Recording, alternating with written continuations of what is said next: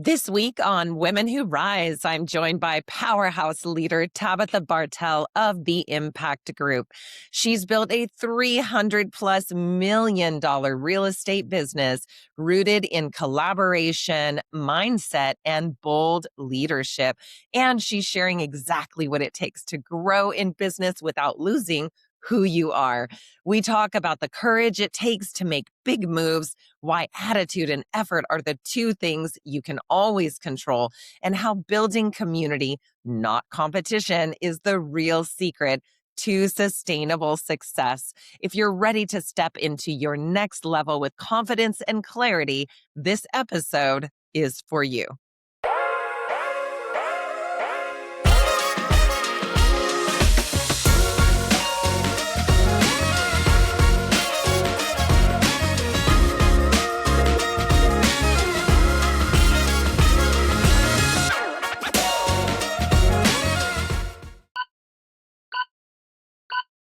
Hi, everyone, and welcome to Women Who Rise. I'm your host, Heather Mansy. Today, I'm honored to introduce Tabitha Bartel, co-owner of the Impact Group in Denver and a nationally recognized real estate leader known for building a powerhouse referral-driven business rooted in collaboration, innovation, and community. With over $300 million in annual sales volume and a passion for developing confident, skilled agents, Tabitha has built her career on the belief that growth begins with mindset, attitude, and effort. A former coach turned team leader, she brings the heart of mentorship into everything she does, empowering others to step boldly into change and lead at the highest level. Tabitha, welcome to Women Who Rise. We are so excited to have you here. I am so thrilled to be here. This has been a long time coming, and I've been counting down the days on my calendar. So thank you for having me. Absolutely. The honor is all ours. So, just kind of taking you back to the beginning, you've often spoken about mindset and attitude being foundational. Looking back at your earliest career experiences, what belief about work, leadership, or growth has formed in you during that part of your life? And maybe how has that belief shaped the leader that you are today? That's an excellent question. I love that we're starting here. So, I was never really meant to be in real estate. In fact, if you go back through my childhood and my family history, I was never meant to even graduate high school. There are a lot of people in my family that didn't get to even get that diploma. I'm the first person in my family to get a college degree and grew up with a ton of adversity. Definitely not any kind of consistent parenting or even a consistent home. We were homeless like from time to time growing up. So it's really hilarious that I now help people buy and sell homes. Feels pretty ironic, but I would tell you that from a very young age, my mentality has been if not you, who? And no one's going to do it for you. And so I think with grit and the desire to be able to give my kids a life that I always wish that I had, have built this business and continue to build this team over the last 9 years. I love that you just mentioned, your children, and I'm sorry to hear about your early life's upheaval and difficulties. Although it's not that unusual for a guest on this show who's really given themselves something in their lives and who's made it somewhere to have some difficulties, some early strife in life. I find of all different kinds, but that is sometimes something we see. You also mentioned, obviously, a really huge why for you. You mentioned Yeah. wanting to give your kids, a better life than what you were able to have in such adversity, homelessness, and things like that as a younger person. Tell me a little bit about that and how you're able to bring that into your daily fuel or yearly fuel, because obviously doing what you do, and we'll get more into it, it is a high powered job. It takes a lot to lead a team that's doing 300+ million in volume a year. I think we just mentioned that you have about 60 agents right now for 2026. Yeah. This is a massive, we call mid-sized US company, but you are the head of that. So talk a little bit about your why and how that is able to fuel the hardest days. Absolutely. So, my mindset really, like I mentioned, started when I was younger, just being determined to make something of myself. And with that, I am a lifelong student of every self help or personal development coach that's out there. When I was a little girl, I would come home every day after school, and instead of watching cartoons, I watched Oprah. That was my after school go to TV show. And she truly was my very first inspiration in life. And I'll never forget reading her autobiography and how she came up from nothing. And it really gave me the fuel to be able to push to do something for myself and to not give up no matter what. And so, with that, the student sometimes becomes the teacher. And when I was younger, I started to coach young dancers at the high school level, at the professional level, at the collegiate level. And that really is the basis for what I take into real estate coaching to this day. I have such a passion to help other people develop, to continue to help their mindset shift into a place where, like you mentioned it in the intro, my mantra is probably you can control almost nothing in life, but you can always control your attitude and your effort. And so controlling those controllables and really being able to teach my agents that gives me a lot of purpose and excites me when I can see that shift in them. And just knowing that truly anything is possible for anyone, that it doesn't matter what your background has been, how hard it was for you last week or this morning, or what's coming up next week, that you can absolutely continue to overcome obstacles and to be your best self.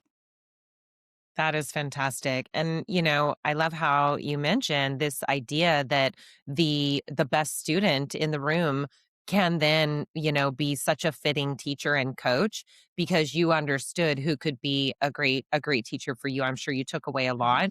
And being a coach in athletics, really, I mean, every Olympian, everyone who's going to compete in anything at a high level, it is, how do you get across that finish line 1/5 of a second faster. In the end, most of Yeah. those, gold winners will tell you it was their mind, it was their attitude, it was what was on the inside that gave them that extra push.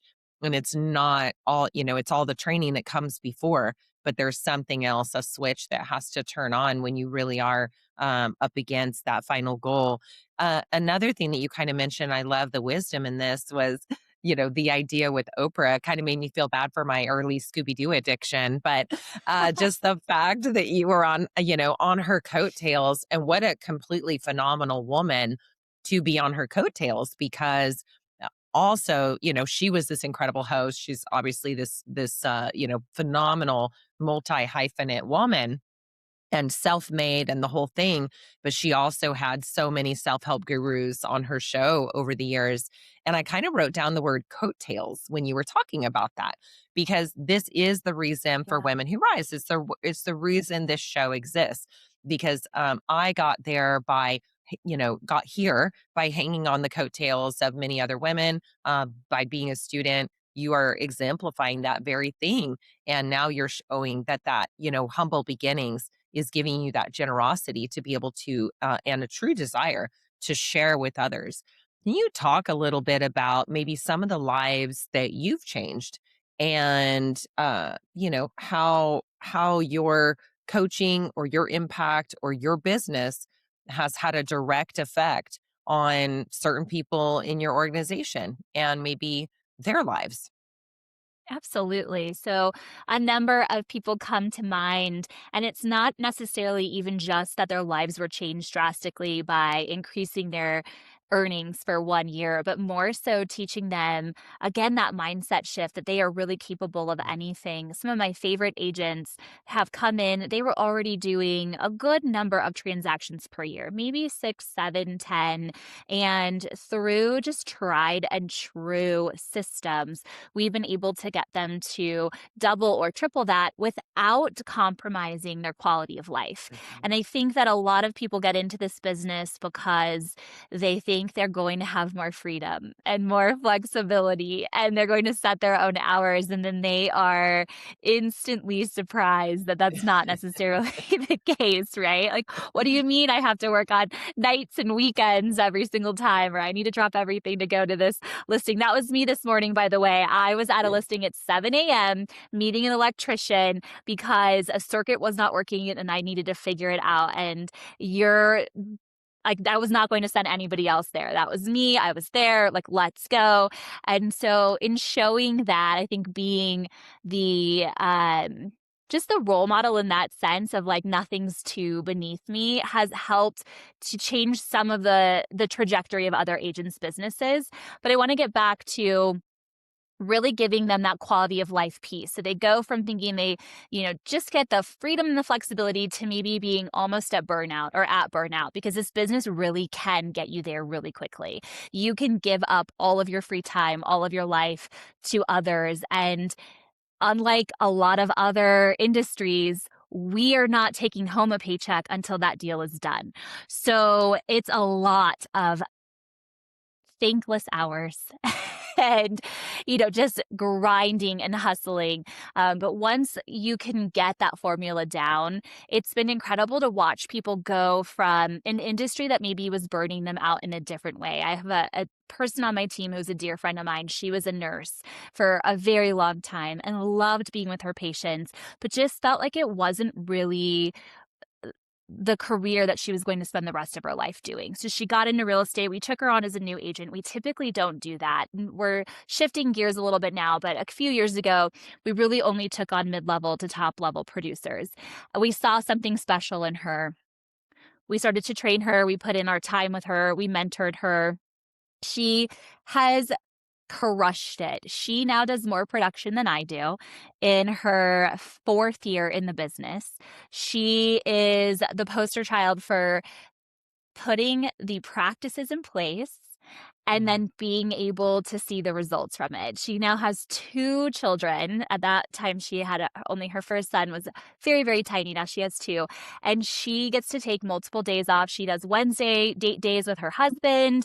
She has been able to support their entire family and give him some breathing room when it comes to that need financially. And she's got, she calls it the best work-life balance, because she brings her clients into work and then she's able to bring her kids into work if she wants to. She just made it a very family-friendly community for her.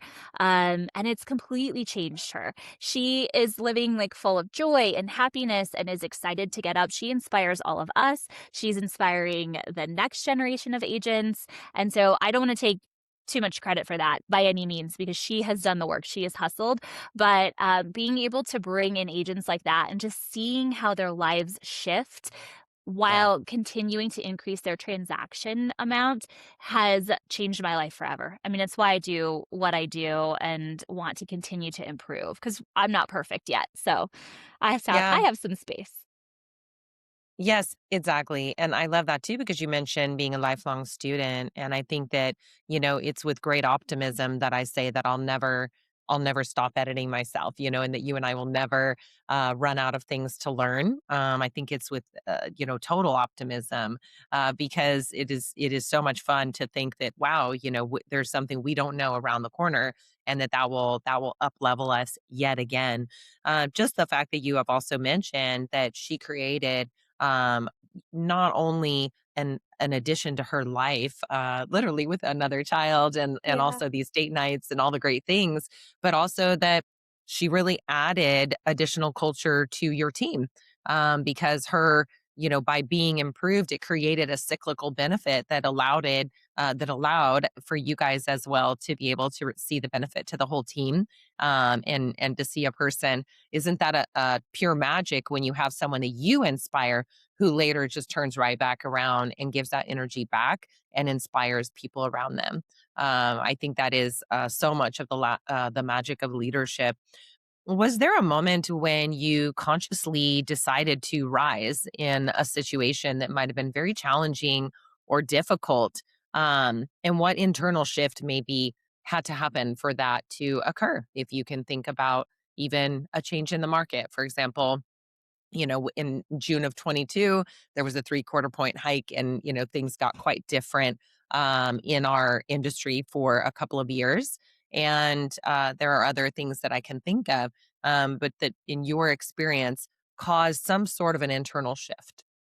Absolutely. So we made a really big decision in July of 2025. We had been with a local brokerage for several years, largest independent brokerage in the state of Colorado, and they were amazing. They are amazing. Great place to be.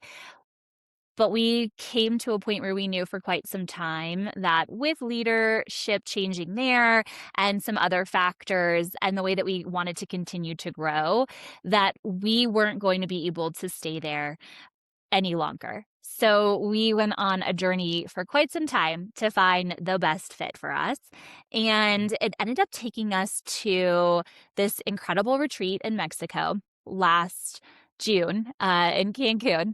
And I'll never forget sitting and going through a list of questions that the teacher had us go through. And one of the things on the list was, uh, what are your biggest dreams? Where do you know you can go in the next couple of years? And so writing things down, talking to each other about the shift that we needed in our team. By the way, I run my team with two business partners. So there are three of us, and we Oh, are wonderful. an incredible triangle. Wherever I fall short, they make up for it, and vice versa. And so we were on this journey together. This coach was asking about our biggest, wildest dreams, what we knew we could achieve. And then he asked, what do you need to give up in order to get there? And it was one of those gut punch moments because the very first thing that came up was coaching dance.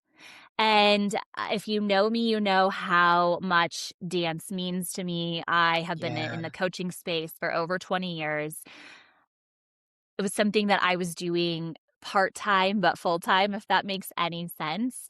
Yes. And I the moment that that came into my world, it wasn't just a little thought in my head. It was my gut telling me, my heart telling me, my brain telling me, the universe telling me all at the same time. And I lost it. I was crying, I was sobbing, but I knew it was the right answer and the right thing. And so after that session, when we regrouped to talk about our direction, where we were going to go, I brought this up to my business partners, and they were in full support, but also know how much this chapter of my life has meant to me. And Yeah. I took the next 2 months to really make that shift. Through that shift, I've put myself full time into running my team and also continuing on in personal production. And it's been hard at moments. You miss it, of course. It's hard to give up something that you've had a relationship with for 2+ decades.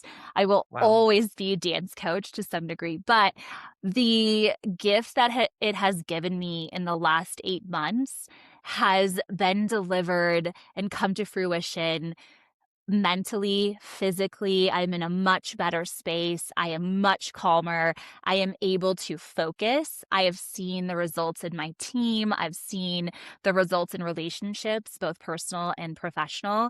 And so I tell that story because it's not necessarily market related or real estate driven, but more so my own personal life and recognizing when a shift needs to happen and then being brave enough to do it, even though every bone in my body was like, no, don't give it up. My heart was like, how hard is this going to be? Yeah. It was worth it. It's still worth it. It's the best thing Yeah. I did in 2025 besides making a move to a new company. That is fantastic, and I think so well taken, because sometimes decisions in life or choices in life are hard. Yeah. But to get, what do they say that, everything that we seek is on the other side of our discomfort. And what discomfort it would be to give up something that you love so much, and were obviously great at, and had been able to have a whole component of your life for, like you say, a couple decades. And the fact that now over and over and over, it's people go like, how would you know if it's the right decision? You don't always know in the immediate moment, although you did. You had, your own wisdom that said, hey, this is like the elephant in the room here. And now you have so much evidence ever since. And when you said that, even being able to see the results in your team and being able to commit yourself at a higher level. On my board right here, I have written leaders gotta lead, Yeah. because if we don't, then who? Right. If it's not us, then who? And so I think that it just harkens back to that, where you were leading in two different veins. And as soon as you cut one of those off, it just allowed you to have a bigger branch of leadership in what it is you currently do. That's phenomenal. 1,000%. Yeah. Yeah. And Yeah. just to add to that too, I love that you said that leaders gotta lead because it was one of those moments where I wasn't necessarily being true to what I would ask of others. And we have a lot of agents in the world that are dipping their toes into real estate, but Yeah. they want a full-time salary without being able to Yes. commit full-time hours. And I finally feel like I can say that I committed. And so when I'm asking them to commit, to give it a shot, it feels truer to my soul to be able to say that, right? Like we have to go first. Leaders eat last Yeah. and leaders go first. Yes, 100%. And such a good example too, because this is a reality in real estate today, which is that, yes, people want all the work-life balance, which, I have a lot of opinion is a myth, but also, especially if you're Same. starting something new, the guy who's getting his PhD, in whatever, is not having a lot of work-life balance. He's literally just imbalanced so that he can learn this new thing. Um, but so I just love that, because yes, we do have a lot of people who are kind of touristing in real estate, or hobbying, and they don't understand that if they fully got their, both feet in the game and just committed, then Mhm. that is, and in fact, only then will they see that really pay out. Yeah, I think it's just so informative, the change you made. As someone who builds collaborative, growth focused environments, what kind of leadership modeled that for you? And maybe how have you intentionally redefined or improved upon what you've learned about leadership in your life? I would absolutely say, again, going back to years growing up on different dance teams really showed me what leadership looks like, what collaboration looks like. You're never on your own. I think that's a beautiful thing. I was a gymnast for a while when I was younger, and that is an Wow. absolute independent sport. And then making that shift over into having a team first mindset instead of a me first mindset shifted my views on leadership and what a good leader actually is. I would say Yeah. that I've had a lot of influences as well. My very first brokerage that I joined, I was an independent agent, and the leadership there taught me a lot about how I wanted to connect with agents, what I wanted to take from that experience, what I wanted to leave behind. And my business partners inspire me all the time. The leaders they're so selfless. They're always putting the team first. They will never not think about the entire team before they think about themselves.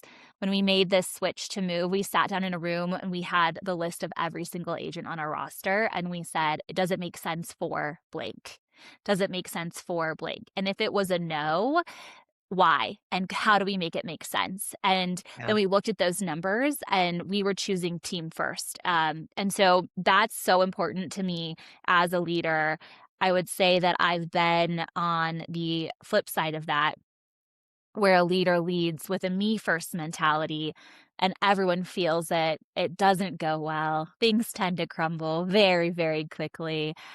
And I see that with a lot of smaller teams too, or people who start teams because potentially they become too busy on their own as a production uh, agent, right? And they need a little help. Maybe it's a buyer's agent, maybe they've got a lot of leads going on, but they were never really meant to be a team leader. Maybe they were just meant to be a rainmaker.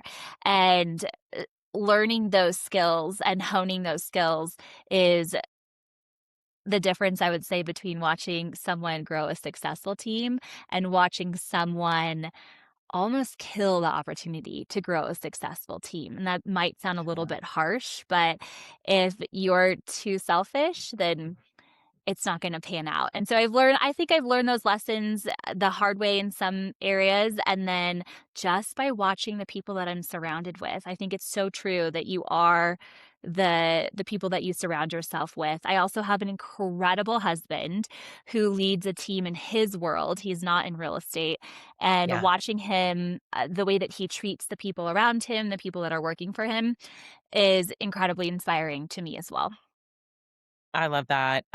Yeah, just being able to have in your own household another example of leadership that informs you, and you can cross compare. Yeah, I have something similar. My husband is an engineer and leads literally a team or a division at his work, and it's true that we compare shop notes at the end of the day, and Absolutely. sometimes it's humbling, sometimes it's really informative, and sometimes we just, rip off ideas from each other and go implement. But it's great that you have that. And I think also you said something else, which is a fantastic husband, because something that, we talk about often on Women Who Rise is the fact that you really do need great support at home, and you need to be able to enroll the people in your life. If you're up to bigger and better things, you need to be able to enroll those people and know that they've got your back and they've got dinner figured out or whatever it looks like. Especially in an industry like ours, where, like you said, 7 a.m., you were already at a client's house meeting electrician this morning, which, by the way, I think is amazing. Just that you have a team of 60 people, even though you have co-partners, and that you are still and or back in production yourself. I absolutely love also what you talked about, like team leader versus rainmaker. And I think we are certainly one of a kind in this opinion, which is basically that, you know, the a concept of starting a team can cover all manner of versions of it. There's so many options, but you will have people that maybe, like you said, are me centric, that are trying to, pick up and take on additional people. But if they don't have that team vision or a vision of training and mentorship or something that is going to help nurture those individuals, especially if they're taking on newer agents or even established agents, that can fail pretty quickly, because those agents need to be fed in a variety of ways. And so that I just thought that was so great how you kind of broke that down. I wrote like two columns, and it's like rainmaker, me centric, failure, team leader, team centric, success, and true leadership. I think Yeah. that is, that's the parting of the sea. It's very, very clear, true leadership. And I think also that component of being an amazing teacher, that you can have partners and have additional people that lead a team, but someone somewhere has to be a really good either coach or teacher or something that is truly invested in mentoring other people and seeing their success in Mhm. addition to your own.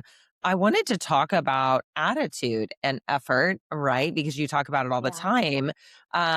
Being the two things that we can always control. How do those principles show up in your daily disciplines? And I am talking about like your miracle mornings or, whatever it is. I mean, what does Tabitha do to start a successful or challenging day? How do you go about it? How do you finish it? How do you care for yourself? That is an amazing question. I am not a morning person. I have to say that. I have tried year after year in so many different ways to be one of those people that just pops out of bed at 5:30 in the morning and I'm ready to go and I'm in a good mood, and that is not me. And that's okay. I have adjusted accordingly. So I like to start my morning slow. Today was an exception. All good. But really thinking about what my top priorities for the day are. I also recently just hired an assistant that is changing my life. Highly recommend that. That is Yeah. self-care, in my opinion. That's self-care. But I will talk about my priorities. I like to write them down. If it's not on my calendar, I won't show up for it. So I have to be organized. I have to be all in my systems. And for me, it's that consistency piece that gets me in the right mindset, gets me in the right attitude. And when I have a challenging day, it's really just reminding yourself that, you've done harder things. I've done Mhm. harder things than deal with something bad going on in inspection or an agent choosing to leave the team or an offer not getting accepted, or I've even done harder things than my teenager giving me attitude, which happens a lot.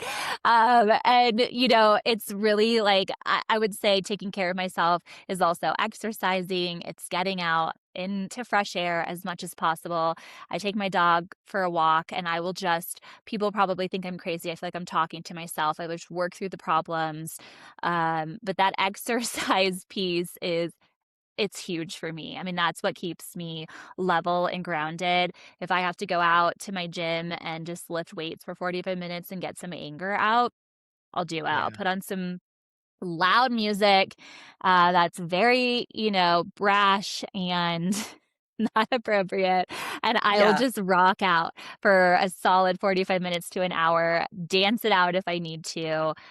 So that's really what keeps me like, gets me back level, and then, honestly, it's also leaving my phone or turning it off. I am known to just put my Mm. phone on do not disturb and either leave it downstairs 2 levels down in my basement, leave it in my car, just get offline for a little while, try to reconnect with some friends. I'm a huge believer in being social. Being social Yeah. drives me. I think that's probably why I love leading people too and love Yeah. watching them succeed. I need to be surrounded by my people.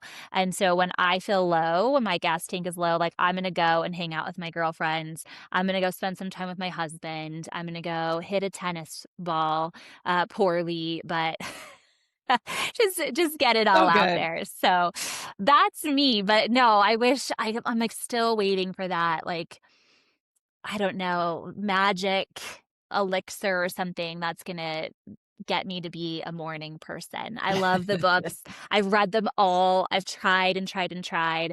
My miracle morning starts at about 7 usually every day. Yeah. Hey, you've got it better than a lot of people who wish they could do that. I have agents that, they're struggling to arrive at 10, somewhere fully formed. And I think I am that way occasionally.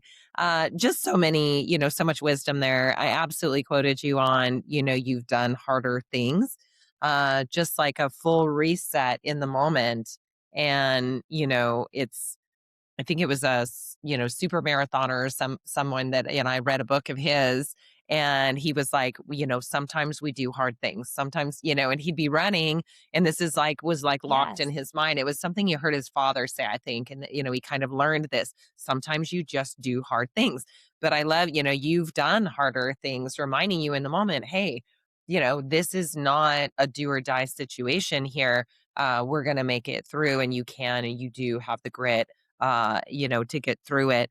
And then, again, just thinking out loud and being able to puzzle through your thoughts while on a dog walk. I think we're so attached to those mobile devices, we don't recognize that, in fact, true freedom of thought and true inspiration occurs in the in between. It doesn't occur when we are, going 100 miles super busy, and it doesn't occur when we're sitting there being distracted by media. It occurs when our brain actually gets a chance to figure out something, to parcel through something on its own. And so I love that. Again, like walk away from the phone. People would think, well, gee, I'm so responsible and I have so much to do. And Tabitha is such this busy, incredible person. Surely she's glued to her phone all day. But I think the wisdom there for our audience to take away is that, in fact, you've got to give yourself timeouts. You've got to give yourself pauses, or you'll implode. You've got to be able to give yourself some freedom to think. So I absolutely love that. Um, as we're nearing our end, I wanted to ask you a couple more questions. For the women listening, who know that they are capable of more, but maybe they feel intimidated by the leap into whatever new corporate job or starting their own business or jumping into real estate or whatever that is. What would you tell, those people about taking that first courageous step into leadership or the unknown? I would say that the idea of imposter syndrome is so prevalent for all of us. And it's something that people will mention here or there, but no one wants to admit it. I Yeah. have imposter syndrome still. Like, there are times where I will get up to run one of my team meetings. I do it twice a month, and I will think, who am I to lead Uh, on this? Or who am I to speak on this thing? Or I don't know the right answer. Someone else is doing more than me. And I would yeah. just say my favorite moments of someone coaching me or just coming back to the realization that no one's done it the way that you're going to do it, and that you'll always give up if you never take that first step. So there are moments where, like, thinking about starting a new career, I'll never forget getting into real estate, and I was a stay-at-home mom, and I was dying. Like, I was miserable. I realized that that was just not the path for me, and God bless the women that it is for. I really, like, I tried my best, and I knew Yeah. that I needed to also go after this lifelong dream of creating this amazing career.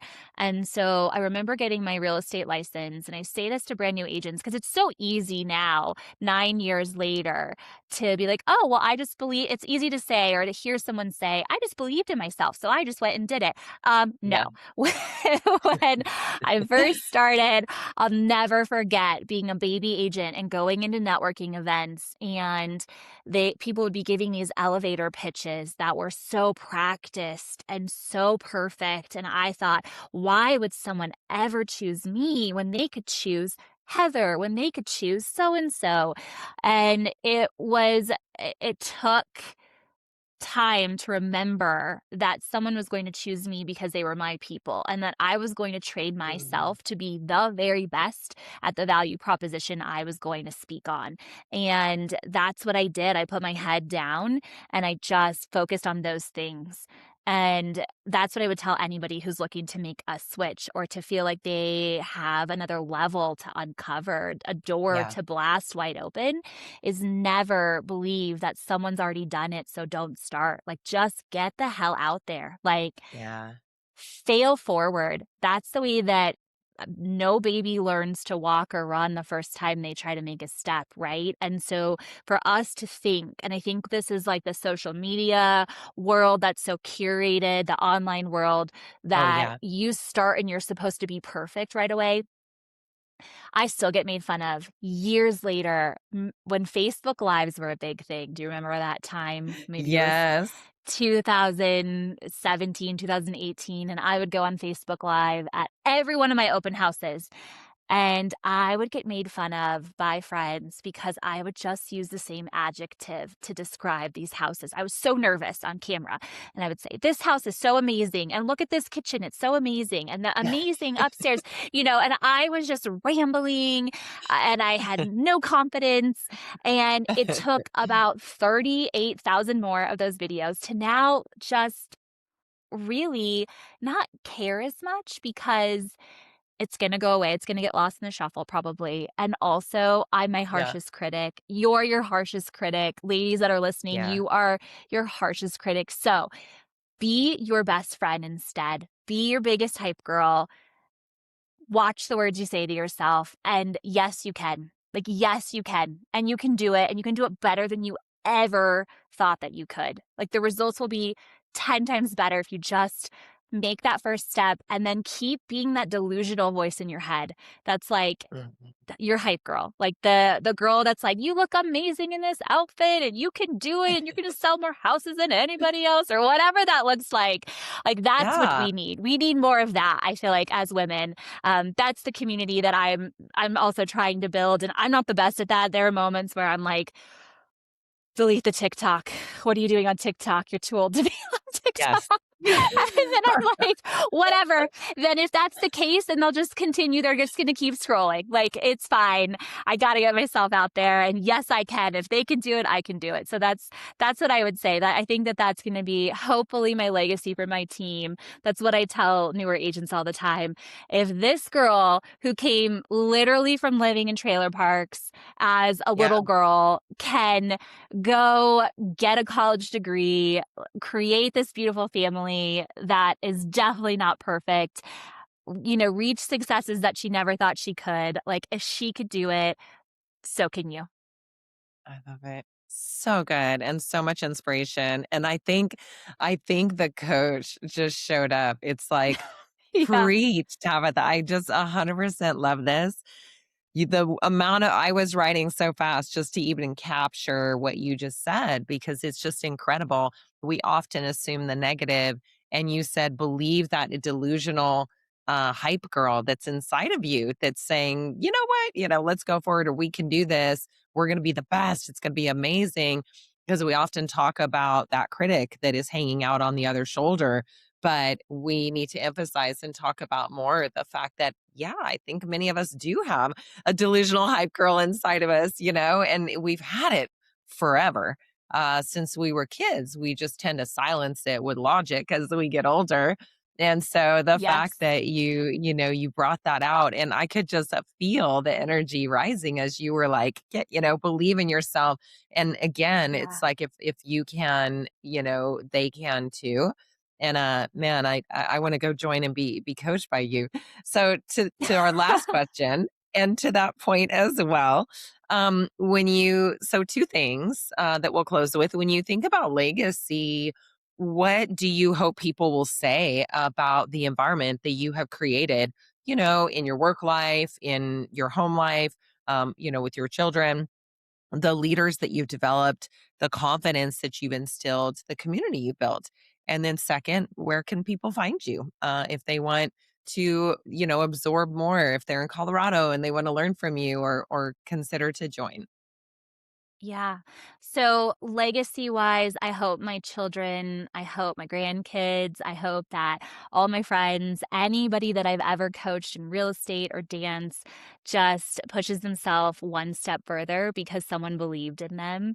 I hope that they really take away that I always have believed in them, that if you have a desire on your heart, there's a reason for it. Like, you didn't just come up with that desire because you saw someone else do it and you thought, hey, why not me? Like, if there's really something that you're trying to chase and that desire has been put on your heart, there's a reason and you got to go for it. And so I hope my legacy is really that. And don't be afraid to try something, just put yourself out there.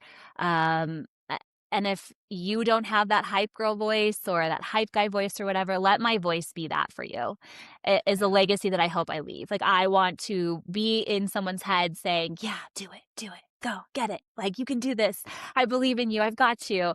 And so if someone wants to connect with me, whether they're in Colorado or really anywhere, and they just need that extra support, I'm here for you. I maybe grew up as a dancer, but I think I'm a cheerleader as well. So Yes. um, you Yeah. can find me everywhere.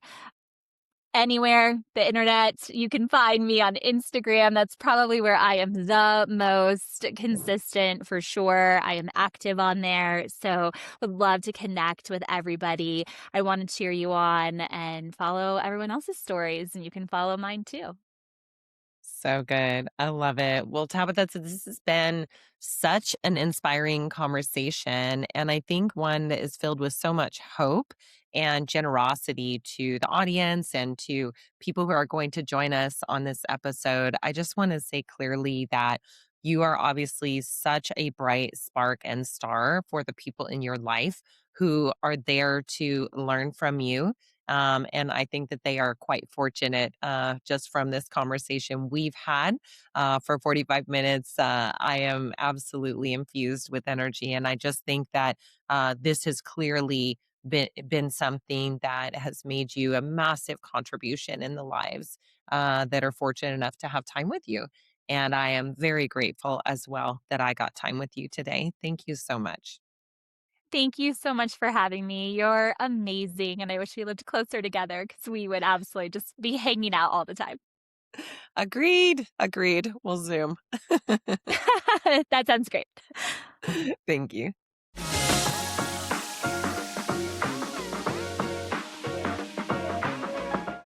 Well, folks, that's it for today's podcast. Thank you so much for joining us on Women Who Rise, the Success Podcast for Ambitious Women.